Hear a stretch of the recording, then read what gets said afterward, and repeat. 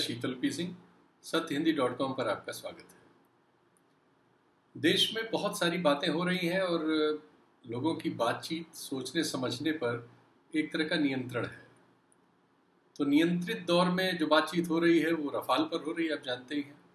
चीन पर हो रही है, पाकिस्तान पर होती ही रहती है और मुसलमानों से संबंधित कुछ न कुछ मिल जाता है, उस पर होती रहती है। ये एक थोड़ी सी प्रथा भी है, लेकिन समय विशेष में ये बात इन्हीं चीज़ों पर और कुछ खास चीज़ों पर ही क्यों होती है, उसकी एक वजह होती है।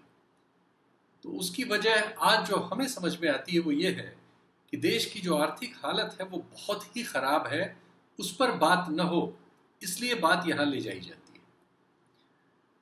आर्थिक हालत की खराबी का एक उदाहरण तो आज सुबह की एक खबर है, जिसमें केंद्र सरकार के वित्त सचिव कह रहे हैं कि वो इस समय जीएसटी में जो राज्यों का हिस्सा है वो बहुत दिनों से पेंडिंग है उनको देने का, वो आज देने की हालत में नहीं है। वो ये भी नहीं कह रहे कब देंगे, फिलहाल उन्होंने उसे देने से मना कर दिया है। अब आप सोचिए, राज्यों के पास जब सारे टैक्सों को मिला के जीएसटी बना लिया गया, उसमें पहले राज्य अपना करते थे, केंद्र अपना करता था, अब उनका एक टैक्स है, उसमें आपस में बंटवारे का एक प्रावधान है। अगर वो पहले केंद्र के पास आता है, अब केंद्र अगर उसको रोक के बैठ जाए, राज्यों को दे ही नहीं, तो आप समझ सकते हैं कि राज्यों की क्या हालत होगी।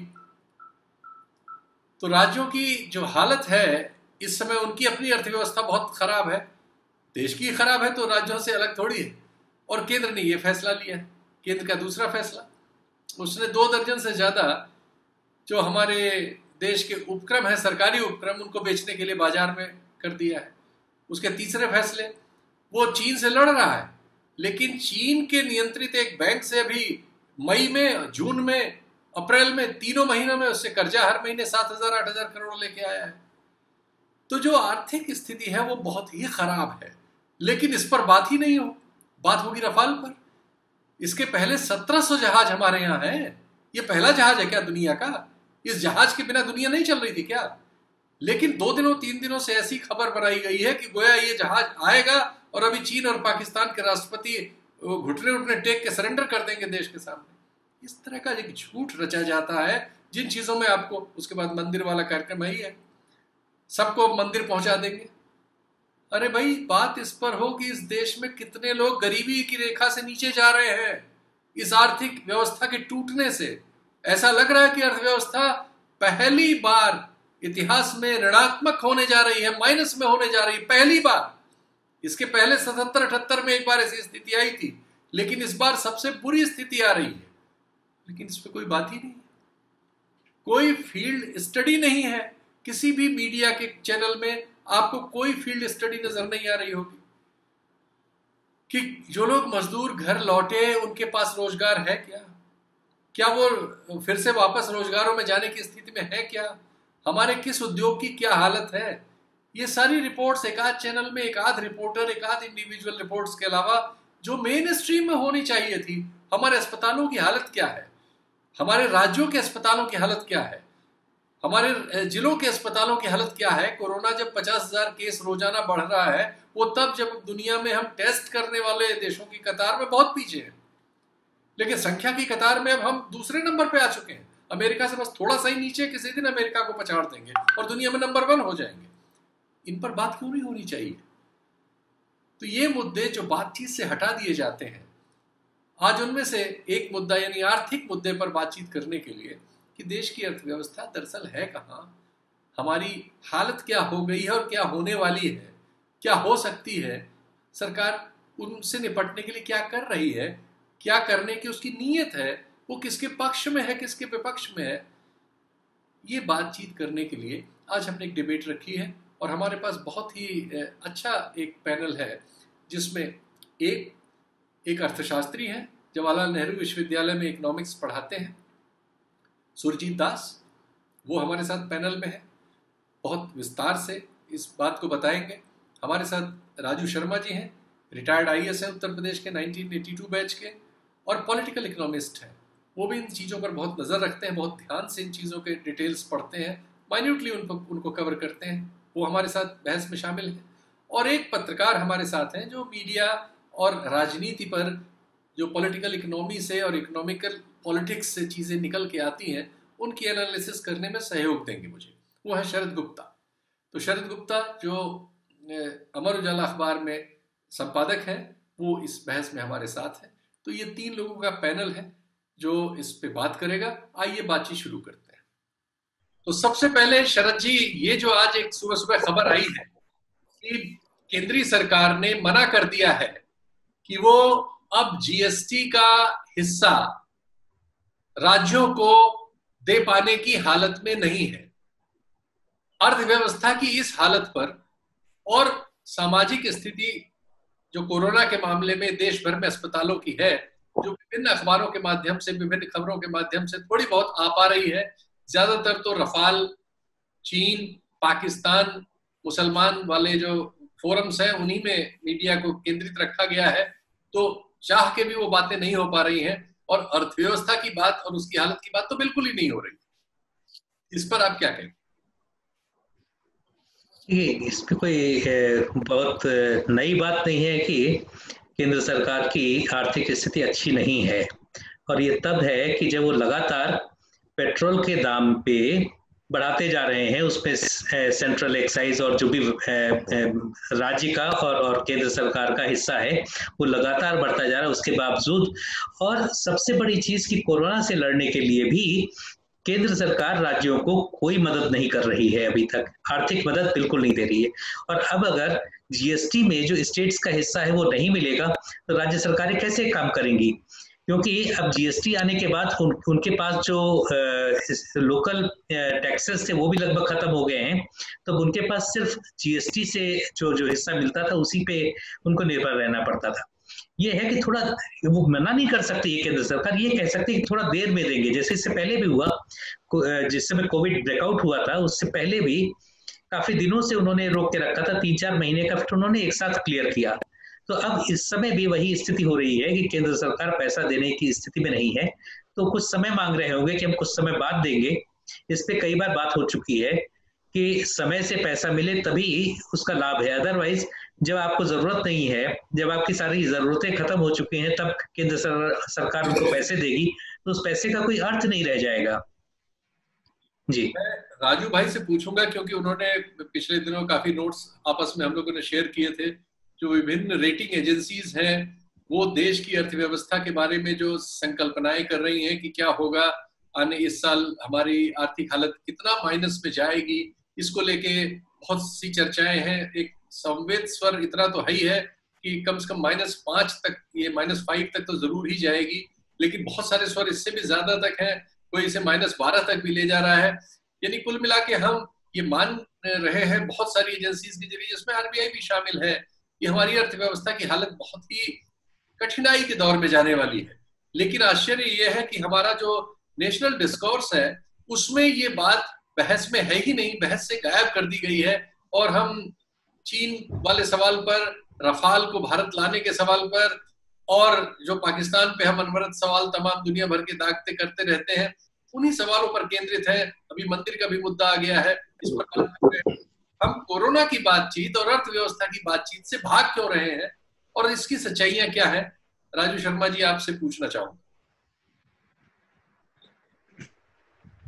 सरकार भाग क्यों रही है, इससे पहले आपने जिक्र किया कि क्या एजेंसीज या इंस्टीट्यूशंस कह रहे हैं कि अगले साल के अनुमान विभिन्न देशों के और भारत के किस तरह से वो आकलित कर रहे हैं। कम से कम 15 से 20 well known rating agencies, institutions, international institutions, जिसमें IMF भी शामिल है, वर्ल्ड बैंक भी शामिल है, अंकटाड शामिल है, प्रमुख इकोनॉमिस्ट शामिल हैं, एशियन डेवलपमेंट बैंक शामिल है, RBI, फिच, फिकी, गोल्डमैन सैक्स, क्राइसिल, उसके बाद इकरा, स्टेट बैंक ऑफ इंडिया, इन सारे लोगों ने ये आकलन किए हैं। और मोटी मोटी जो चीज निकल के आती है उसका आप हिसाब लगाएं तो -4 से -13-14 का आकलन बैठता है, डिफरेंट तरीकों से उसको इंटरप्रेट करने के लिहाज से। इसमें 2 वायर पर इंटरव्यूज आए थे। एक हमारे चीफ स्टेटिस्टिशियन डॉक्टर सेन और इकोनॉमिक एडवाइजरी काउंसिल जो पीएम का है उसके एक्स मेंबर डॉक्टर रथिन रे, उनके लंबे 50 मिनट के इंटरव्यूज थे इसी सब्जेक्ट पे, और दोनों ने अपने अपने आकलन दिए। डॉक्टर रे ने डिफ्लेटर की बात को अलग रख दिया, उन्होंने नॉमिनल टर्म्स में बात की। तो डॉक्टर सेन का तो बिल्कुल स्पष्ट मत था कि 12% से ज्यादा ही लॉस होगा जीडीपी को, और डॉक्टर रे का मत था कि डिफ्लेटर डिफरेंट तरीके से अप्लाई करने से वो -6 से -14 तक भी जा सकता है। तो ये तो हुई बात आकलन की मोटी मोटी जीडीपी की। दूसरी जो इससे बड़ी महत्वपूर्ण चीज जुड़ी हुई है वो ये है कि भारत चूंकि बड़ा अनइक्वल और गरीब देश है, और हमने असल में हमारे देश में अब ऐसी स्थितियां बन गई हैं कि हम बहुत जल्दी भूल जा रहे हैं, और जो व्यवस्था है, तंत्र है, वो इस प्रोसेस में असिस्ट कर रहा है, एक्टिवली इसको ऑर्गेनाइज कर रहा है कि लोग कल क्या हुआ उसको याद न रखें। अगर हम याद करें, ज्यादा पुरानी बात नहीं है, 1-1.5 महीना ही गुजरा है, माइग्रेंट लेबर का लौटना, उनका सड़क पे चलना, उनका ट्रकों से कुचला जाना, उनका रेलवे ट्रैक पे कुचला जाना, शहरों में बिल्कुल बदहाली, लोग भीख मांगते नजर आना, छोटे छोटे समूह कॉलेज के स्टूडेंट्स के, स्वयंसेवी संस्थाओं के रोज खाना बना के ब्रेकफास्ट, लंच और डिनर इकट्ठा हो रहे थे चौराहों। खैर, राजू जी के पास आते हैं कनेक्शन का नॉर्मल होते ही। मीनवाइल सुरजीत दास साहब आपसे पूछते हैं कि जो अभी राजू भाई हमारे सामने रख रहे हैं, और हम लोग अखबारों में भी कुछ हद तक, अंग्रेजी के अखबारों में और कुछ अंतर्राष्ट्रीय अखबारों में रेटिंग एजेंसीज की ओर से कुछ देख पा रहे हैं, तो इस लिहाज से आप आज की हालत को और दुनिया की हालत के बरक्स भारत की हालत को क्या देखते हैं, और हमारे पास क्या रास्ते हैं? अगर इस स्थिति को हम बदलना चाहें तो अब आज की हालत में हमारे पास क्या रास्ते हैं? जी, मैं आपका बात में आता हूं, लेकिन पहले जो आप सवाल शरद जी से पूछे, ये मुझे पता नहीं था कि केंद्रीय सरकार अभी बोल रही है कि जीएसटी का हिस्सा स्टेट्स को नहीं दे पाएंगे। मेरे हिसाब से ये अनकॉन्स्टिट्यूशनल है, ये इल्लीगल है। कोर्ट मतलब स्टेट गवर्नमेंट केंद्रीय सरकार को कोर्ट में ले जा सकती है इस बात पे, क्योंकि सेल्स टैक्स रेवेन्यू और वीएटी जो था पहले, वैल्यू एडेड टैक्स, ये स्टेट का जुरिस्डिक्शन में आता है। हमारा कॉन्स्टिट्यूशन में कौन सा टैक्स, कौन सा गवर्नमेंट, कौन सा टायर ऑफ गवर्नमेंट कलेक्ट करेंगे उसका एक लिस्ट है, एक कॉन्करेंट लिस्ट है, एक स्टेट लिस्ट है, एक सेंटर लिस्ट है। सिमिलरली एक्सपेंडिचर, कौन सा टायर का गवर्नमेंट करेंगे उसका भी एक लिस्ट है। ज्यादातर सोशल सेक्टर एक्सपेंडिचर्स जो है, हेल्थ, एजुकेशन वगैरह वगैरह, ये सब स्टेट का दायरे में आता है। ज्यादातर सेंट्रल गवर्नमेंट भी कुछ खर्चा करती है, लेकिन ज्यादातर एक्सपेंडिचर रिस्पॉन्सिबिलिटी स्टेट के ऊपर है। और स्टेट गवर्नमेंट का मैं एक कैलकुलेट किया था कि अभी तक जीएसटी के अंदर इलेक्ट्रिसिटी, पेट्रोलियम और अल्कोहल नहीं आता है, लेकिन वो सब भी इम्पोर्टेंट इनपुट्स है बहुत सारे इंडस्ट्री में। इलेक्ट्रिसिटी और अल्कोहल, मतलब जो इंडस्ट्रियल अल्कोहल है, और पेट्रोलियम तो ट्रांसपोर्ट के लिए जरूरी है। तो जीएसटी में अल्टीमेटली ये सब अगर घुस जाए तो उसके बाद 97% ऑफ स्टेट गवर्नमेंट्स रेवेन्यू, मतलब ऑलमोस्ट 100% स्टेट गवर्नमेंट रेवेन्यू, यही सब जीएसटी या आप जो भी कहिए उनसे आता है। तो अगर इनका जो हिस्सा है स्टेट गवर्नमेंट का, आधा स्टेट गवर्नमेंट को मिलता है, वो अगर चला जाए तो स्टेट गवर्नमेंट पूरा सेंटर के ऊपर डिपेंडेंट हो जाएंगे। स्टेट का फाइनेंशियल ऑटोनॉमी बिल्कुल चला जाएगा, और ये कॉन्स्टिट्यूशन में इसका प्रोविजन भी नहीं है। सेंट्रल गवर्नमेंट ऐसे नहीं कर सकते हैं। अगर प्रपोज कर रहे हैं तो स्टेट गवर्नमेंट कोर्ट में जाएंगे, और सेंट्रल गवर्नमेंट मतलब ये मामला जीत नहीं पाएंगे। तो ये इलीगल है, ये अनकॉन्स्टिट्यूशनल है मेरे हिसाब से। ये हो नहीं सकता। शरद जी जैसे कह रहे हैं कि पोस्टपोन कर सकते हैं कुछ दिन के लिए, कि फिलहाल उधार ले स्टेट गवर्नमेंट्स आरबीआई से, लेकिन कुछ दिन बाद जब जीएसटी का वो मिलेगा तब जो है स्टेट गवर्नमेंट्स वापस कर सकते हैं उधार, ये हो सकता है, लेकिन वो इनकार नहीं कर सकती है। अभी आपका सवाल में आता हूँ कि पूरा दुनिया भर में ये कोविड इंड्यूस जो लॉकडाउन है उसके चलते इकोनॉमी, सारे इकोनॉमी का बुरा हाल है। मतलब डिग्री वैरी कर सकता है, लेकिन दुनिया भर में ये लॉकडाउन हुआ है और इसके चलते दुनिया भर का इकोनॉमी सफर कर रहा है। इस हालत में हम लोग जो मतलब बहुत सारे लोग जो सुझाव दे रहे हैं कि ये एक डिमांड साइड प्रॉब्लम है। मतलब लोगों का इनकम कम हो गया है, परचेजिंग पावर कम हो गया है, बहुत लोगों का नौकरी जा रहा है, बहुत लोग जो काम करते थे वो और नहीं कर पा रहे हैं। इसके चलते जो है वो पहले जितना डिमांड करते थे वो कम हो गया है। अब डिमांड अगर कम हो जाए तो इंडस्ट्रीज के लिए सरवाइव करना मुश्किल होता है। इंडस्ट्री का रेवेन्यू डिपेंड करता है उनका मार्केट का साइज कितना है, डिमांड कितना है। नहीं तो वो अपना सामान जो प्रोड्यूस करेगा वो या तो सेम प्राइस में नहीं बिक पाएगा, बेच पाएंगे, कम करना पड़ेगा प्राइस, नहीं तो क्वांटिटी कम करना पड़ेगा। तो इसमें उनका प्रॉफिट कम हो जाएगा, और प्रॉफिट अगर कम हो जाए बहुत ज्यादा तो कोई भी इन्वेस्टर इन्वेस्टमेंट करने के लिए तैयार नहीं होंगे। इन्वेस्टमेंट अगर और कम हो तो ग्रोथ और कम होगा, एम्प्लॉयमेंट और कम होगा, लोगों का परचेजिंग पावर और कम होगा, और हम एक वीसीएस ट्रैप में फंस जाएंगे। इसलिए दुनिया भर का इकोनॉमी में अभी जो जरूरत है वो है एक एक्सपेंशनरी फिस्कल पॉलिसी, मतलब गवर्नमेंट का खर्चा बढ़ाना है और वो सब्सटेंशियली बढ़ाना है। हम बोल रहे हैं कि उसमें फ्रंट लोडिंग करने का जरूरत है गवर्नमेंट स्पेंडिंग का। मतलब ये जो कोविड लॉकडाउन का असर ये सिर्फ इस साल नहीं, आने वाले 4-5 साल तक लिंगर करने जा रही है। तो इसमें मतलब नेगेटिव ग्रोथ रेट -5% हो, -10% हो, मेरे हिसाब से तो -20% ग्रोथ रेट होगा इस साल, और उस हिसाब से एम्प्लॉयमेंट भी -20% घट जाए, मतलब 20% घट जाएगा। तो अनएम्प्लॉयमेंट जो है अभी जितना है इंडियन इकोनॉमी में करीब करीब 3 करोड़, वो 12 करोड़ के आसपास पहुंच जाएगा, मतलब 4 गुना ज्यादा हो जाएगा अनएम्प्लॉयमेंट। तो ये स्थिति अगर संभालना है, गंभीरता शायद गवर्नमेंट इस इशू का गंभीरता ठीक से समझ नहीं पा रही है अभी तक, लेकिन हम लोग जो बोल रहे हैं कि एक गवर्नमेंट का जितना प्लान्ड एक्सपेंडिचर है आने वाले 2-3-4 साल में वो अभी किया जाए, इसी साल किया जाए, ताकि इकोनॉमी को एक बिग पुश मिले, डिमांड साइड पुश मिले। मतलब पूरा वर्ल्ड इकोनॉमी एक स्टैंड स्टिल हो गया है कोविड लॉकडाउन के चक्कर में।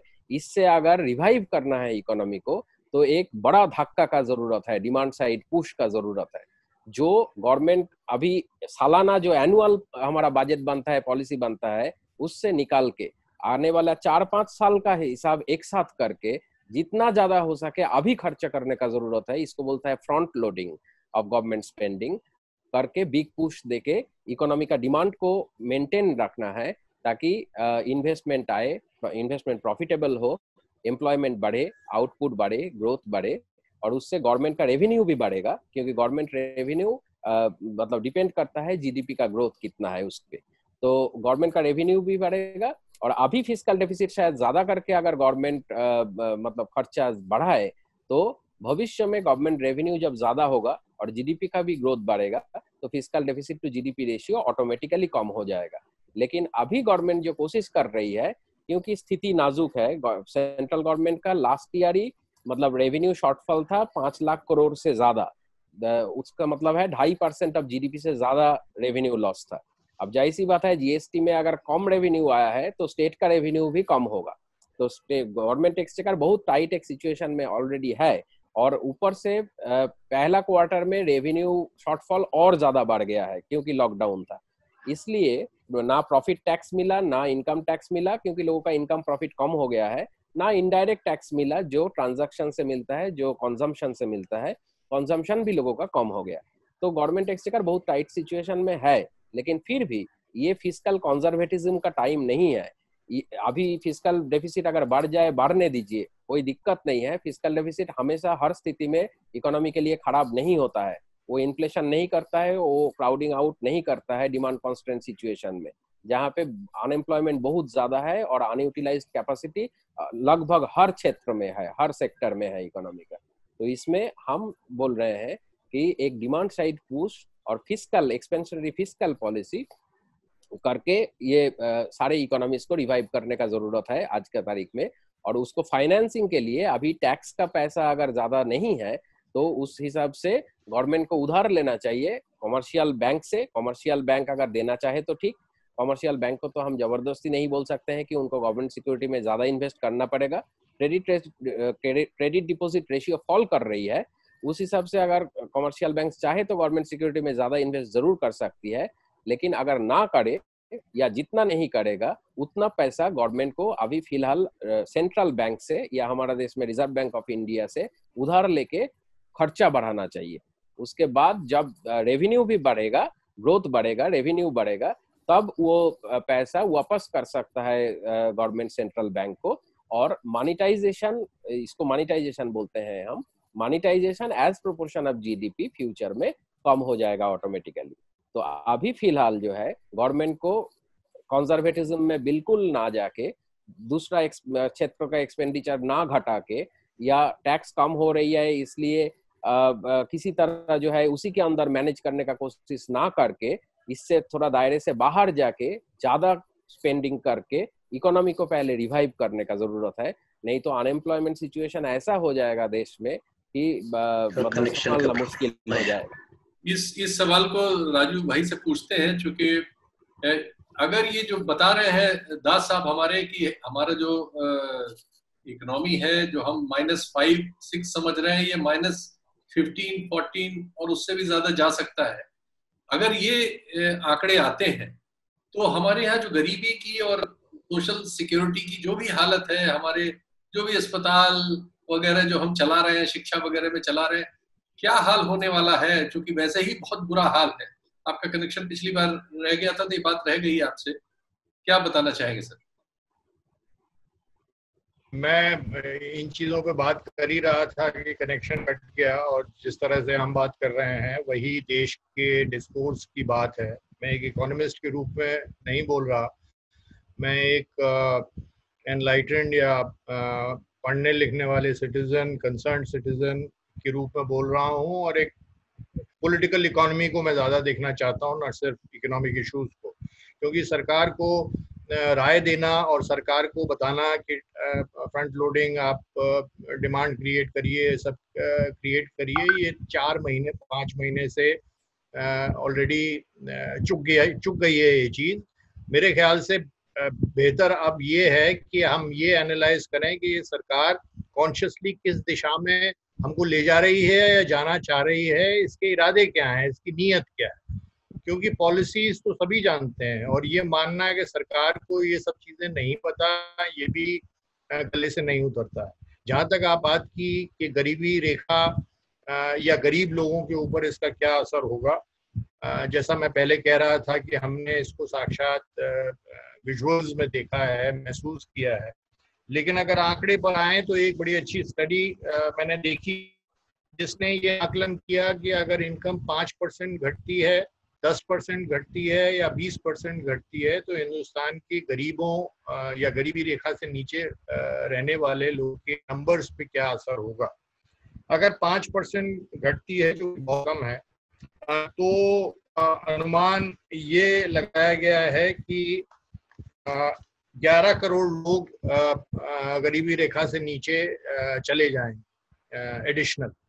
और अगर 10% से घटती है तो 23 करोड़ लोग एडिशनल गरीबी रेखा से नीचे चले जाएंगे। और अगर 20% इनकम का हिट होता है लोगों को, तो 52 करोड़ लोग गरीबी रेखा से नीचे चले जाएंगे। कुल मिला के इसका निष्कर्ष ये निकलता है कि 70 करोड़ लोग इस देश के, मतलब या 70-80 करोड़ लोग, 50% से ज्यादा की आबादी ऐसी होगी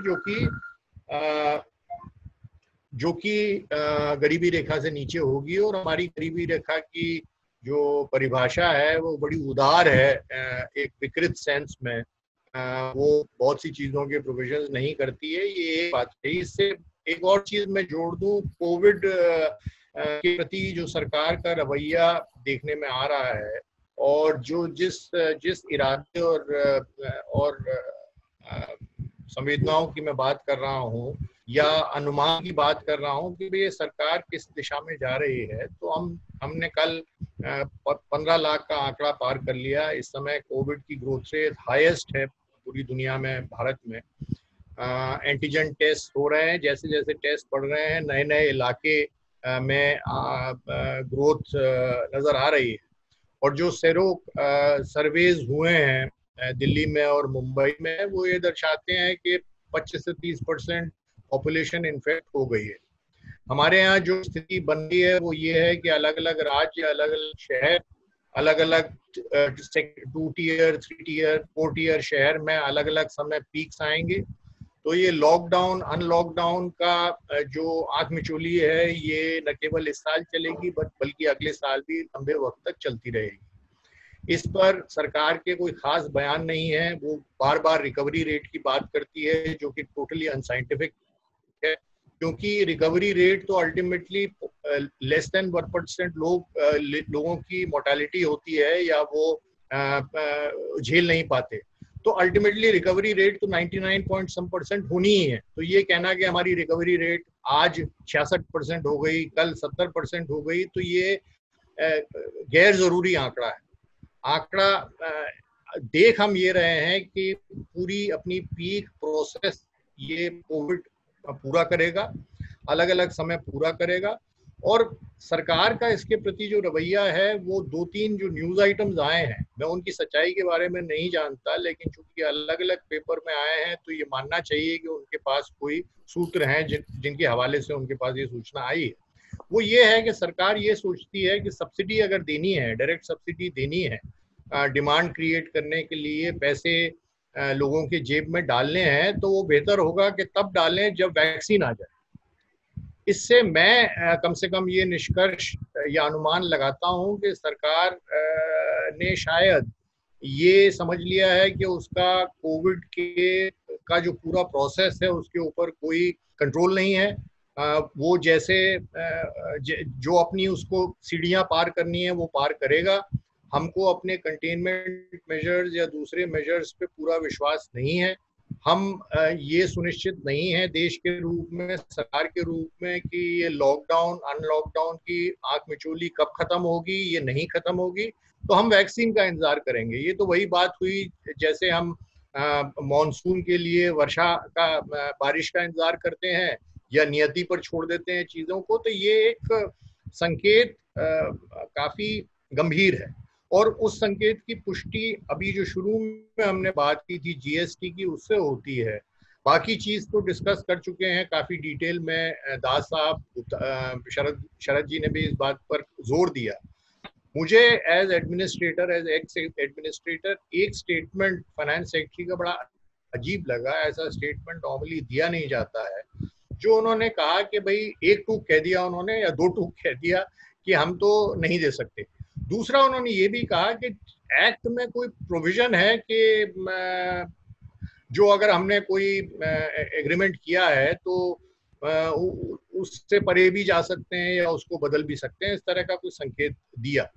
ये एक ऐसी स्टेटमेंट किसी फाइनेंस सेक्रेटरी से आना, एक परमानेंट सिविल सर्वेंट से आना और उसके ऊपर के स्तर से ना आना, एक चिंता पैदा करता है कि सरकार ने जैसे ठान लिया है कि वो स्टेट्स की हेल्प नहीं करेगी।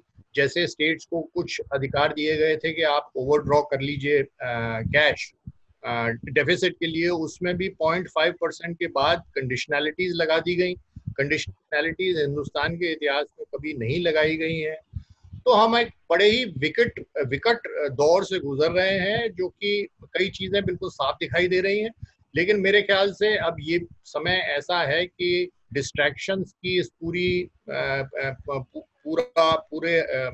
माहौल में काफी सुनिश्चित विचार की जरूरत है कि भाई हम जा कहाँ रहे हैं और 1922 के अंत तक कैसी तस्वीर उभर रही है, जिसके बारे में कम से कम मैं चिंता ही व्यक्त कर सकता हूँ, कोई आशा नहीं। शरद जी, जो सीन आपके पास इन 2 विशेषज्ञों ने रखे हैं और अब बड़े विस्तार से दोनों की बात आ गई है, उससे ये लगता है कि एक केंद्र और राज्य के बीच आर्थिक सवाल बहुत कड़वे होने जा रहे हैं, क्योंकि पैसे आप टैक्सी शेयर नहीं करेंगे। आपने पहले तो सबको एक में कर लिया, जीएसटी बना लिया, अब सिर्फ उनको शराब बेचने और तेल बेचने पर छोड़ देंगे। उसमें भी तेल में एक्साइज आप इतनी बढ़ा लेते हैं कि मैक्सिमम पोर्शन आप अपनी ओर रख लेते हैं।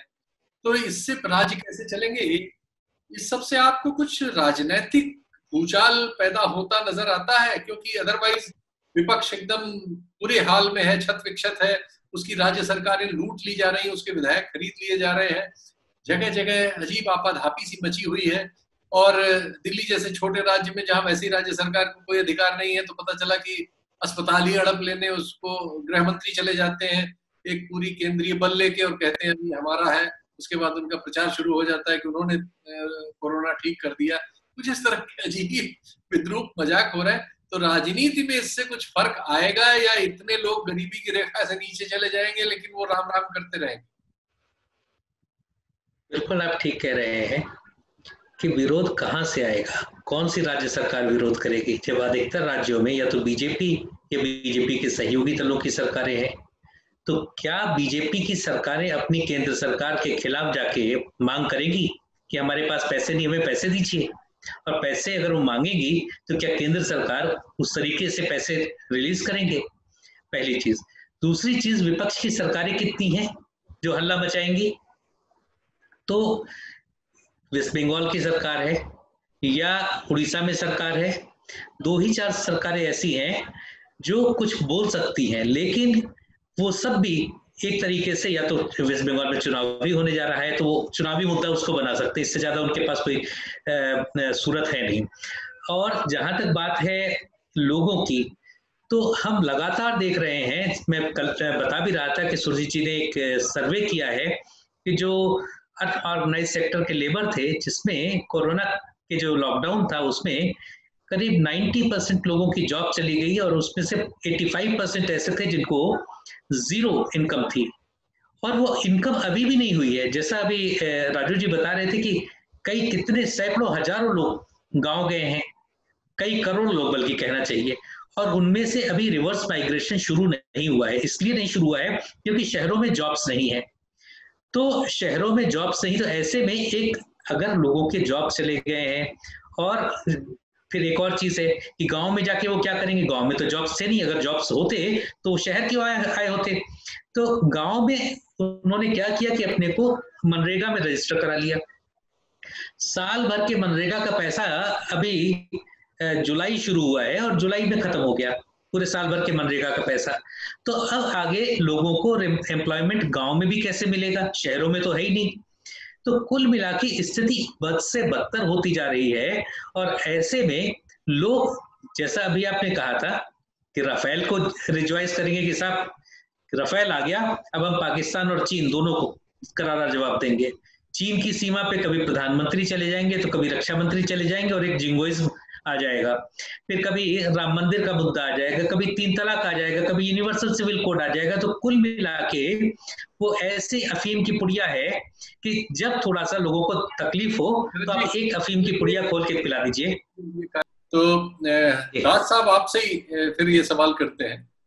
अब एक बहस ने एक आकार लिया है, उसमें हम ये पा रहे हैं कि पता नहीं सरकार की मंशा क्या है, क्योंकि अभी तक जो 3-4 महीनों में चाहे कोरोना का सवाल हो चाहे अर्थव्यवस्था का सवाल हो, उसकी ओर से ऐसी कोई सीरियसनेस उन बातों पर नहीं दिखाई दी जो बातें, जैसा राजू शर्मा जी ने सही कहा कि ऐसा नहीं है कि ये सारी चीजें उनको मालूम नहीं है, वो पहली बार ये शब्द सुन रहे हैं या हमारा कार्यक्रम सुनने के बाद उनको पता चलेगा। वहां जो लोग बैठे हैं और जो लोग अर्थव्यवस्था में काम करते हैं वो इन सब चीजों को जानते हैं, लेकिन वो ऐसा कर नहीं रहे हैं। तो ऐसा न करने से नतीजे क्या होंगे, इसके बारे में कुछ आप बताएं। ऐसा नहीं है कि उनको जानकारी नहीं है, लेकिन मुझे लगता है एक जो इकोनॉमिक पॉलिसी मेकर्स है दुनिया भर का, उनका जो ट्रेनिंग होता है ना, उसमें हम भी अंडर ग्रेजुएट लेवल में जो इकोनॉमिक्स का किताब पढ़े हैं, ज्यादातर ये सब किताब टेक्स्ट बुक्स लिखते हैं, अच्छा टेक्स्ट बुक्स अमेरिकी इकोनॉमिस्ट्स। तो इन लोगों का जो इकोनॉमिक्स है वो हमारा जैसा देश के लिए लागू नहीं होता है। वो फुल एम्प्लॉयमेंट एजम्पशन या फुल कैपेसिटी एजम्पशन में इकोनॉमिक्स लिखते हैं, तभी क्राउडिंग आउट, इन्फ्लेशन वगैरह वगैरह बोलते हैं, फिस्कल डेफिसिट होने के वजह से हो सकता है। लेकिन दूसरा एक इकोनॉमिक्स भी है, इकोनॉमिक्स का अंदर बहुत सारे स्कूल ऑफ थॉट्स है। तो केन्जियन जो स्कूल ऑफ थॉट है वो लोग लेकिन बोलते हैं कि केन्शियन डिमांड मैनेजमेंट पॉलिसी, जो मैं बता रहा हूँ कि एक्सपेंशनरी फिस्कल पॉलिसी वगैरह करने का जरूरत है, वो मेन स्ट्रीम था। 1970s, अर्ली 1970s में ऑयल प्राइस शॉक हुआ था, उसके पहले तक वही केन्शियन इकोनॉमिक्स ही मेन स्ट्रीम इकोनॉमिक्स था। लेकिन उसके बाद मॉनिटरिस्ट और न्यू क्लासिकल इकोनॉमिस्ट, वो लोग क्योंकि बहुत ज्यादा इन्फ्लेशन हुआ था और ग्रोथ भी कम हो गया था, तो तब केन्शियन इकोनॉमिक्स पीछे चला जाता है और मॉनिटरिज्म और नियो क्लासिकल इकोनॉमिक्स सामने आ जाता है मेन स्ट्रीम के रूप में। तो ये एक इतिहास है। रोनाल्ड रेगन जब अमेरिका का प्रेसिडेंट थे और मार्गरेट थैचर जब इंग्लैंड का प्राइम मिनिस्टर थी, तो उसके बाद से एक बदलाव आता है इकोनॉमिक्स में। तो जो पॉलिसी मेकर्स हैं उनका जो ट्रेनिंग है वो भी वैसे ही है। वो लोग मतलब हम जो इकोनॉमिक्स का बात कर रहे हैं, जो प्रो पीपल इकोनॉमिक्स है, उसके जगह वो थोड़ा सा pro industry, pro capitalist economics करते हैं। तो ये दोनों में एक फर्क है। इसीलिए डिमांड साइड और सप्लाई साइड में बार बार बहस होता है। ये 100 साल से चल रहा है बहस, अभी नया कुछ नहीं है। लेकिन नियो क्लासिकल मॉनिटरिस्ट इकोनॉमिस्ट भी आज का तारीख में दुनिया भर में बोल रहे हैं कि ना डिमांड का ही प्रॉब्लम है और डिमांड संभालना जरूरी है। तो इकोनॉमिस्ट लोग काफी हद तक सहमत है। पॉलिसी मेकिंग में और एक चीज मैं देखा हूँ, मेरा एक्सपीरियंस है, मैं फाइनेंस कमीशन में काम किया, प्लानिंग कमीशन में काम किया, बहुत सारे गवर्नमेंट बॉडीज में भी काम किया। पॉलिसी मेकिंग लेवल में जो सीनियर लेवल में जब लोग इन्फ्लुएंशियल जगह में जाते हैं, तब वो लोग ज्यादातर लोग मतलब उनका रेगुलर जो डेवलपमेंट हो रहा है इकोनॉमिक्स का लिटरेचर में, उनके साथ कनेक्शन नहीं रहता है, छूट जाता है। वो लोग पॉलिसी में ही इस कमेटी का चेयरमैन, उस कमेटी का, ऐसे कर बढ़ते बढ़ते फाइनली जाते हैं। तो जो नया डेवलपमेंट्स है इकोनॉमिक्स का लिटरेचर में, वो उनका जानकारी ज्यादा नहीं होता है सीनियर लेवल में, जो एक्चुअली पॉलिसी को इन्फ्लुएंस करने का जगह में होते हैं। वो जब पढ़े हैं, जब चर्चा करते थे 30 साल पहले, तब जो इकोनॉमिक्स चलता था उसी हिसाब से वो लोग पॉलिसी मेकिंग करते हैं।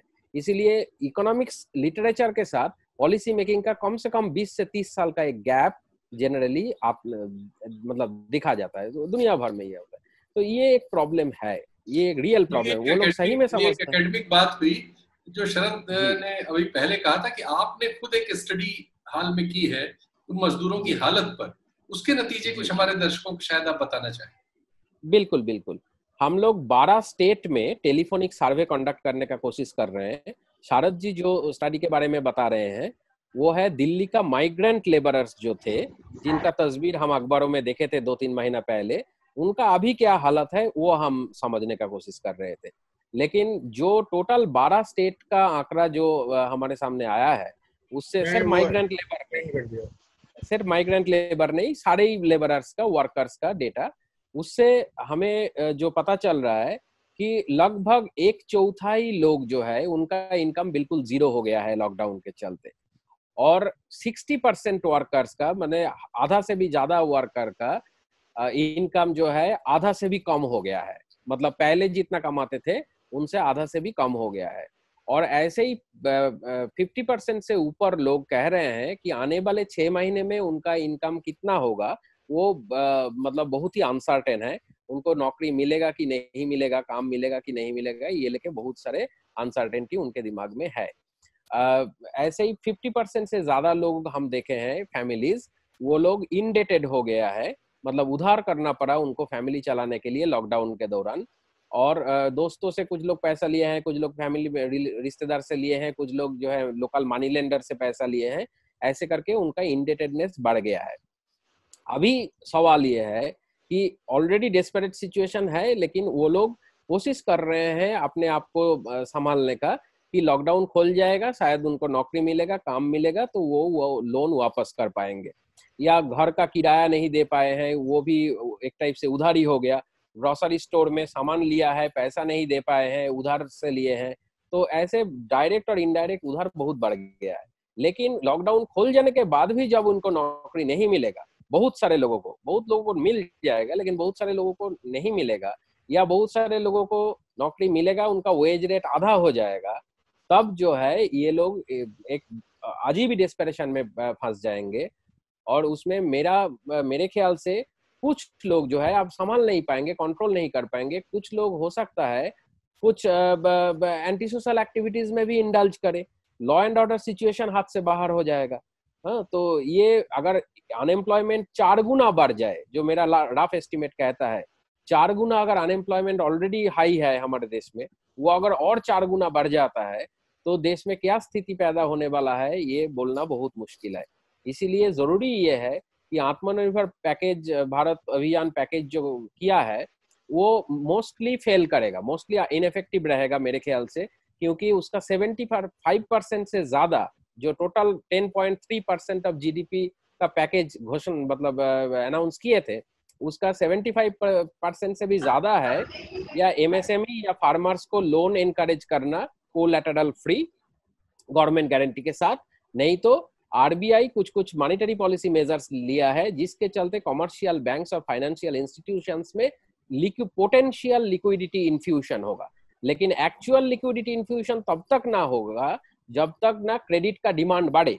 और क्रेडिट का डिमांड अगर देखा जाए तो बैंकों के पास जितना डिपॉजिट है उसकी तुलना में क्रेडिट का डिमांड घटते जा रहा है। जब से लॉकडाउन हुआ है ये क्रेडिट डिपॉजिट रेशियो हम बोलते हैं वो कंटिन्यूअसली घट रहा है, क्योंकि इन्वेस्टर समझ रहे हैं ये सही समय नहीं है इन्वेस्टमेंट करने का, मतलब फ्यूचर बहुत अनसर्टेन है और एक्सपेक्टेड प्रॉफिट रेट बहुत अभी लो है, तो वो लोग लॉस करने के लिए तो कोई इन्वेस्टमेंट करेगा नहीं, तो नेचुरली वो लोग क्रेडिट का डिमांड ही नहीं कर रहे हैं। इस स्थिति में क्रेडिट डिपॉजिट रेशियो जब फॉल कर रहा है, गवर्नमेंट को बिजनेस पर्संस का कॉन्फिडेंस वापस लाने के लिए कुछ ठोस कदम उठाने का जरूरत है। मतलब आत्मनिर्भर पैकेज के साथ साथ मुझे लगता है गवर्नमेंट को और एक पैकेज जल्द से जल्द अनाउंस करना चाहिए जिसमें कम से कम 5%, आत्मनिर्भर भारत अभियान में गवर्नमेंट एक्सपेंडिचर था ओनली 1.3% ऑफ जीडीपी और टोटल पैकेज का साइज था 10.3% ऑफ जीडीपी। तो 1.3% से ये अभी जो गंभीरता है स्थिति, गंभीर स्थिति है उसको आप कुछ सॉल्यूशन नहीं ला सकते हैं। कम से कम 5% ऑफ जीडीपी अमाउंट ऑफ एक पैकेज गवर्नमेंट को लाना चाहिए जिसमें सारे मतलब अर्बन क्षेत्र में भी एमजी एनआरजीएस जैसा एक एम्प्लॉयमेंट गारंटी प्रोग्राम करना चाहिए। एम्प्लॉयमेंट गारंटी प्रोग्राम का वेज रेट 200 रुपया पर डे में नहीं चलेगा, ये बिल्कुल ही एक्सेप्टेबल नहीं है। कम से कम जो है 350 रुपया और 450 रुपया ग्रामीण और शहरी क्षेत्र में जो केंद्रीय सरकार का ही अपना मिनिमम वेज नॉर्म्स है उस हिसाब से करना चाहिए और कैश ट्रांसफर करना चाहिए। 500 रुपया जनधन अकाउंट में महीने में देने से संसार नहीं चलता है। तो सिर्फ हम नहीं, बहुत लोग कह रहे हैं, Nobel laureate economist professor Abhijit Banerjee cash transfer के बारे में बोले हैं, लंदन स्कूल ऑफ इकोनॉमिक्स का इकोनॉमिस्ट मैत्रेश घटक बोले हैं, जेएनयू का इकोनॉमिस्ट जयती घोष ने बोले हैं, बहुत सारे लोग बोल रहे हैं कि कैश ट्रांसफर कम से कम 7 से 8 हजार रुपया महीने में हर फैमिली को जो इनकम टैक्स के दायरा में नहीं आता है उनको ट्रांसफर करने का जरूरत है। हेल्थ इंफ्रास्ट्रक्चर बहुत ही बढ़ाने का जरूरत है। हमारे देश में हेल्थ में खर्चा करता है गवर्नमेंट 1% से भी कम जीडीपी का, वो मतलब इंटरनेशनली लोएस्ट है। हम 200 देश का डेटा देखे हैं, उसमें मुश्किल से 10 देश होगा जो हमसे कम खर्चा करता हो हेल्थ में। और कोविड ने दर्शाया है कि हमारा हेल्थ इंफ्रास्ट्रक्चर का कितना बुरा हालत है। पब्लिक सेक्टर हेल्थ इंफ्रास्ट्रक्चर बढ़ाने का बहुत जरूरत है। हम 2003 से बोल रहे हैं कि 1% से लेके उसको 3% ऑफ जीडीपी करेंगे हेल्थ एक्सपेंडिचर को इस देश में। आउट ऑफ पॉकेट एक्सपेंडिचर लोगों का हेल्थ के ऊपर या एजुकेशन के ऊपर वन ऑफ द हाईएस्ट है इन द वर्ल्ड, इंडिया में।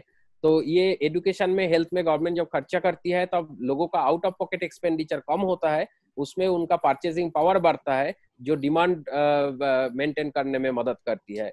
तो ये सब क्षेत्र में गवर्नमेंट को सब्सटेंशियली एक्सपेंडिचर बढ़ाना चाहिए। गवर्नमेंट को और एक पैकेज लाना चाहिए कम से कम जिसका साइज हो 5% ऑफ जीडीपी, जो मुझे मानना है इस प्रॉब्लम से उभरने के लिए। बहुत ही बढ़िया, आपने काफी आंकड़ों से और तथ्यों से सामने रख दिया। राजू भाई, आपसे इस कार्यक्रम को समेटने के लिए कहेंगे, सारी इंफॉर्मेशन बहस में आपके सामने आई, आप खुद भी उसमें से बहुत कंट्रीब्यूट किया है आपने। आपको क्या लगता है कि जो नेतृत्व ब्यूरोक्रेसी का आज है इस समय हमारे पास, और जो पॉलिटिकल नेतृत्व हमारे पास है, जिस तरह का उसका अब तक का काम और कारगुजारी है, ये इस हालत में अब कहाँ लेके जाने वाले हैं हमको और आप? सुरजीत दास साहब ने काफ़ी डिटेल व्यापक तरीके से सारी चीज़ों को रखा है। हालांकि मैं इसको थोड़े से डिफरेंट दृष्टिकोण से देखना चाहूँगा। ये सही है कि न्यू लिबरल या रिजीम्स ज़्यादातर जगह हैं, लेकिन फिर भी हम देखते हैं कि यूरोप में दूसरे राज्यों में डिफरेंट तरह से गवर्नमेंट्स ने रिएक्ट किया है, और हमने देखा है कि जो टिपिकल न्यू लिबरल रिजीम्स हैं जो कि इन चीज़ों को, सब्सिडीज वगैरह को बहुत हे दृष्टि से देखती हैं, उन्होंने भी डिमांड पर जोर देते हुए फ्रंट लोडेड इंसेंटिव्स और सपोर्ट इनकम के अपनी पूरी पॉपुलेशन को, अधिकांश पॉपुलेशन को काफ़ी व्यापक स्तर पर दिया है। मैं जो आप बात कह रहे हैं ब्यूरोक्रेसी की, इसको रिलेट करना चाहूँगा स्टेट की कैपेसिटी के ऊपर, और स्टेट की जो लीडर, स्टेट का मतलब राज्य, मतलब कि राज्य सरकारों की बात मैं नहीं कर रहा, मैं स्टेट की बात कर रहा हूँ, राज्य व्यवस्था की बात कर रहा हूँ कि स्टेट की कैपेसिटी क्या है, और जो लीडरशिप है स्टेट की, वो अपनी कैपेसिटी के बारे में कितनी चौकन्नी है और कितना उसको उस पर विश्वास है। एक मेरा अनुमान ये है कि शुरू में भारत सरकार ने जब सारी चीज़ें अपने हाथ में ले ली, एनडीएम एक्ट के जरिए सेंट्रलाइज कर लिया और लीडरशिप ने उसको ओन कर लिया, प्रधानमंत्री जी ने उसको ओन कर लिया और 21 दिन में सब कुछ समेटने और ख़त्म करने की ठान ली या उसकी घोषणा की, तो 1 महीने 2 महीने तक मुझे लगता है कि एक स्थिति ऐसी बन गई थी, और ऐसा उन व्यवस्थाओं में होता है जहाँ एको चैम्बर्स में काम है, जहाँ खुला आदान प्रदान और विमर्श नहीं होता, जहाँ विरोधी किस्म की बातें सुनने की ना आदत होती है, ना उसको एनकरेज किया जाता है। तो एक शायद विश्वास मुझे लगता है, मेरा आकलन है कि ब्यूरोक्रेसी खासतौर से सेंट्रल ब्यूरोक्रेसी में घर कर गया, और वो चूंकि फील्ड में काम नहीं करते हैं तो उनको इतना पता नहीं रहता है। स्टेट की जो ब्यूरोक्रेसी होती है, लीडरशिप होती है, वो काफी निकट होती है जमीन की। उनको लगा कि ये 1-2 महीने या 1-2 लाख में सिमट जाएगा कोविड की समस्या, और 2-3 महीने का हम लॉकडाउन जबरदस्त कर देंगे और उसके बाद चीजें नॉर्मलाइज होंगी, एक बिल्कुल वी कर्व बनेगा, शार्प कॉन्ट्रैक्शन होगा और फिर शार्प ग्रोथ होगी and everything will be back to normal. ये शायद आकलन था। यही बात परोक्ष रूप से रतिन रे ने अपने टेलीविजन इंटरव्यू में रखी थी, जहां जब उनसे पूछा गया कि सरकार ने क्या गलत किया है सब्सिडी फ्रंट लोड न करते हुए और इनकम सपोर्ट न देते हुए, तो उन्होंने इस सवाल का जवाब इस तरह से दिया है कि सरकार ठीक है अगर उसको लगता है कि उसकी कैपेसिटी ही नहीं है सब्सिडी को ठीक ढंग से जो बेनिफिशियरीज हैं उनको पहुंचाने की। तो कुल मिलाकर मेरा अनुमान ये है कि एक कॉन्फिडेंस का अभाव आ गया है, एक कम से कम, हालांकि ये कॉन्फिडेंस का अभाव क्यों है मेरे समझ में नहीं आता, क्योंकि डिफरेंट प्रदेशों की डिफरेंट परफॉर्मेंस है कोविड के कंट्रोल के रूप में। हम काफ़ी सक्सेस स्टोरीज भी देख रहे हैं, और हमारी ब्यूरोक्रेसी स्पेशली कैलामिटस जब बड़े बड़े इस तरह के आपदाएं आती हैं तो रिस्पॉन्ड करती है, और इसमें भी मेरी मान्यता ये है कि उसमें क्षमता है, बहुत खराबियों के बावजूद भी और बहुत कमियों के, हेल्थ इंफ्रास्ट्रक्चर हमारा बिल्कुल टूटा हुआ है, उसके बावजूद भी रिस्पॉन्ड करने की क्षमता है। लेकिन एक अभाव मुझे नजर आ रहा है कि शायद सरकार इतना हिल गई है कि उसको अपने ऊपर उसका भरोसा कमतर सा हो गया है। उसको लगता है कि ये चीज अब का कोई क्लियर राह नजर नहीं आ रही, इसलिए डिसीजन मेकिंग या इंटरवेंशन, स्पेशली जहाँ पे पैसे खर्च होते हैं, जहाँ पे आपका खजाना खोला जाता है और डेफिसिट फाइनेंसिंग की जाती है, वो करके क्या लाभ मिलेगा या ना मिलेगा इसके बारे में शायद सुनिश्चित नहीं है। और इसी कारण, और हो सकता है इसके बारे में मैं ज्यादा नहीं कहूंगा, ये बात शरद जी ज्यादा बेहतर कह सकते हैं कि आकलन ये भी हो सकता है कि पॉलिटिकली ये कोई बहुत पहली दर्जे की चीज नहीं है। हम दूसरे मुद्दों के सहारे भी पॉलिटिकली पॉपुलर और पावरफुल रह सकते हैं, विशेष रूप से क्योंकि इलेक्शंस आ रहे हैं, विशेष रूप से क्योंकि चाइना के साथ एक समस्या शुरू हुई है।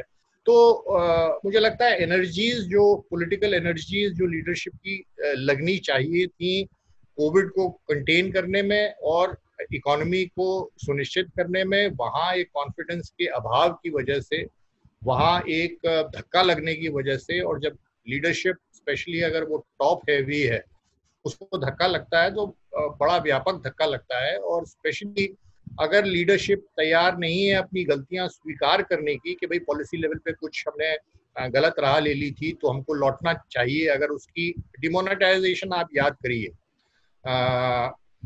तो अगर वो लौटती नहीं है और अपने राह बदलती नहीं है तो फंस जाती है। तो इस सेंस में मुझे लगता है कि कैपेसिटी का प्रॉब्लम है, और कैपेसिटी की प्रॉब्लम की वजह से जो ऑब्वियस चीजें हैं, जो जिनका जिक्र सुरजीत दास कर रहे हैं, जो कि सरकार को करनी चाहिए और जोर शोर से करनी चाहिए, उसके बारे में एक हिचाव है, उसके बारे में एक ऐसी स्थिति आ गई है कि जैसे उसको सस्पेंड कर दिया गया है, उसको एक भविष्य के लिए छोड़ दिया गया है।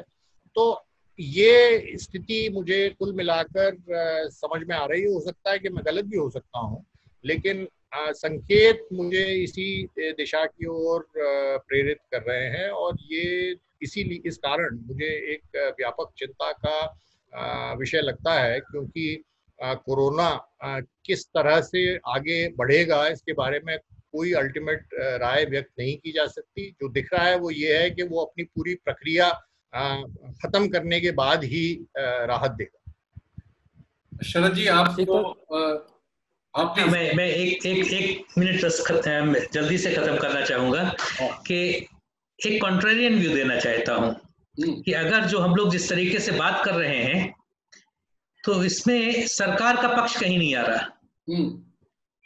सरकार का कोई व्यक्ति होता तो इसमें क्या कहता कि देखिए साहब, देश में 80% जनता अभी भी कृषि में काम कर रही है और सरकार हर किसान को 2,000 रुपए महीने दे रही है।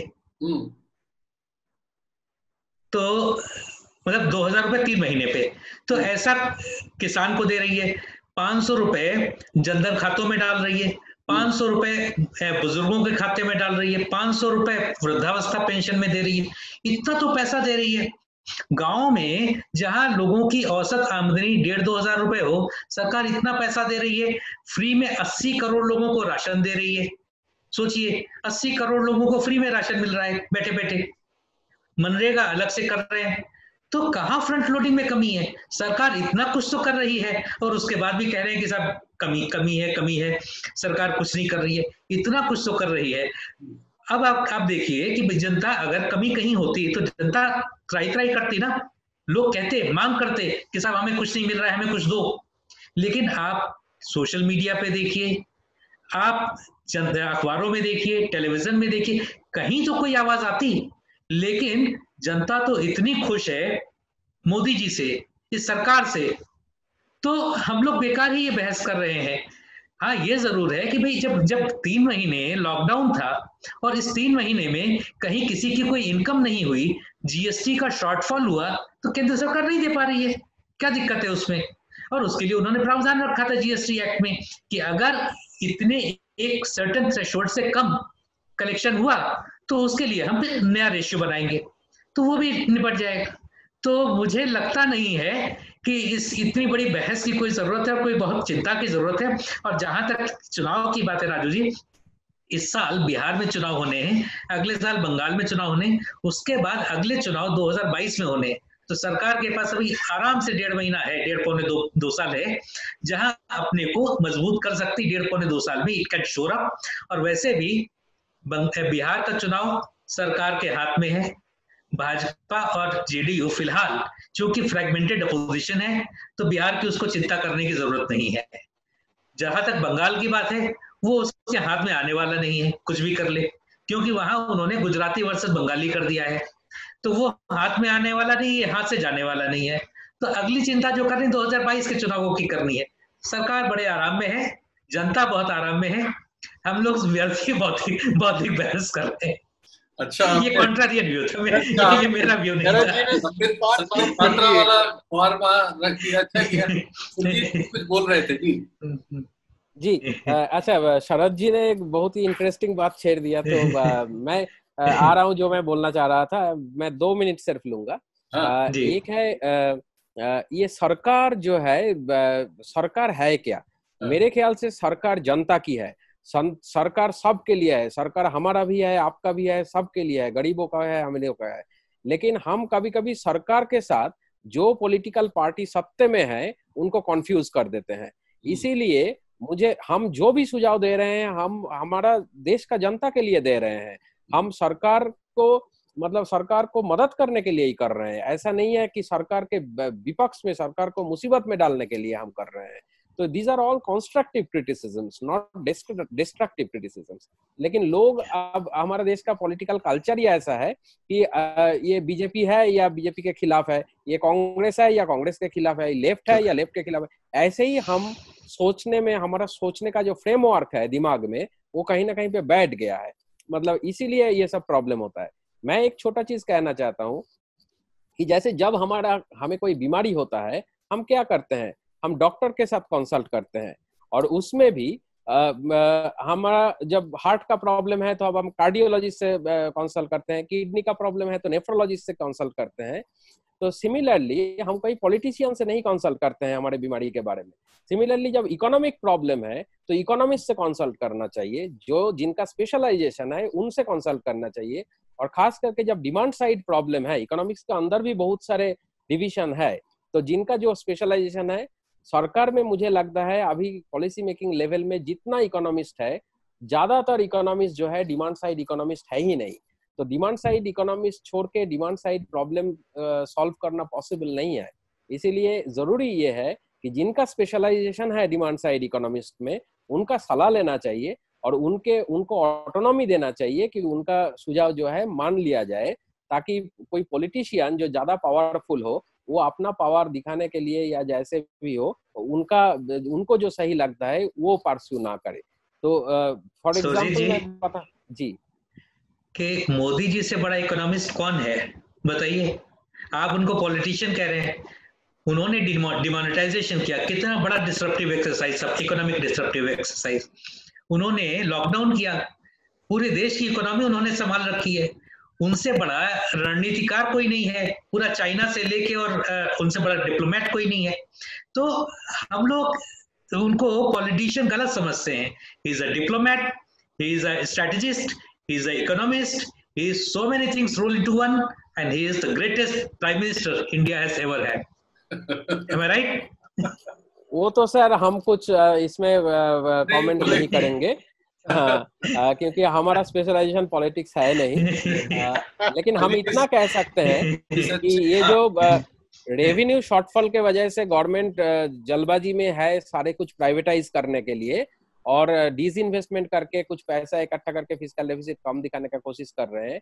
उसके जगह अगर गवर्नमेंट, हमारे देश में वेल्थ टैक्स नहीं है, प्रॉपर्टी इनहेरिटेंस टैक्स नहीं है, जो हम कभी नहीं बोलते हैं कि मिडिल क्लास पे लागू करो, जो सुपर रिच है इस देश का। एक प्रोफेसर प्रभात पटनायक एक रफ कैलकुलेशन किए थे कि एकदम सुपर रिच जो लोग हैं, उनको अगर 1% रेट में भी वेल्थ टैक्स किया जाए तो आपका पूरा फिस्कल स्टिमुलस फाइनेंस हो सकता है जो रिक्वायर्ड है।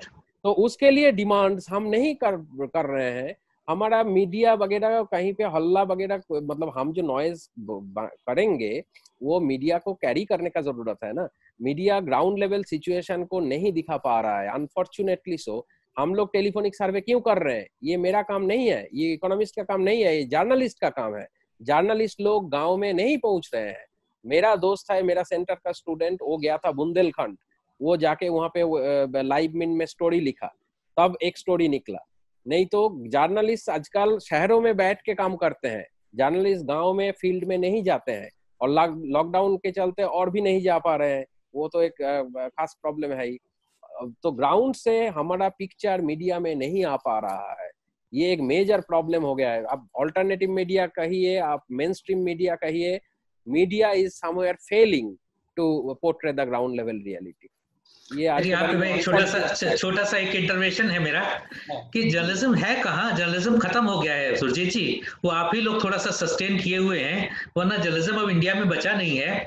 और जर्नलिस्ट खत्म हो गए हैं, लोगों को सैलरी नहीं मिल रहा है, उनके पास अखबारों के पास टेलीविजन के पास इनकम नहीं है, सैलरी देने का पैसा नहीं है। तो जर्नलिज्म कैसे करेंगे जब जर्नलिज्म में पैसा ही नहीं है? तो जर्नलिज्म तो खत्म होना ही है। कैसे जाएंगे गांव में, कैसे जाके काम करेंगे? तो आप ही लोगों से थोड़ा सा उम्मीद है कि आप लोग इस तरीके के जो सर्वे कर रहे हैं उससे हो सकता है कुछ सच्चाई सामने आए। चलिए अब इसको कंक्लूड करते हैं। बहुत अच्छा, हंसते हुए बात खत्म हो रही है। और मोदी जी में ये गुण है भाई, उनके नाम पे शरद जी ने सबको हंसा दिया, कमाल है। तो इस कमाल पर नहीं मैं बहुत सीरियस, मैंने बहुत सीरियसली बात कही थी कि सो मेनी फैसेट्स। मैं उसको उतने सीरियसली ले रहा हूँ और हमारे दर्शक भी शायद उससे और ज्यादा सीरियसली लेंगे। इसी नोट के साथ इसको खत्म करते हैं। बहुत बहुत धन्यवाद आप सभी लोगों का। नमस्कार। नमस्कार। सत्य हिंदी के और वीडियोस को देखने के लिए हमारे YouTube चैनल को सब्सक्राइब करें और सीधे नोटिफिकेशन पाने के लिए बेल आइकन दबाएं।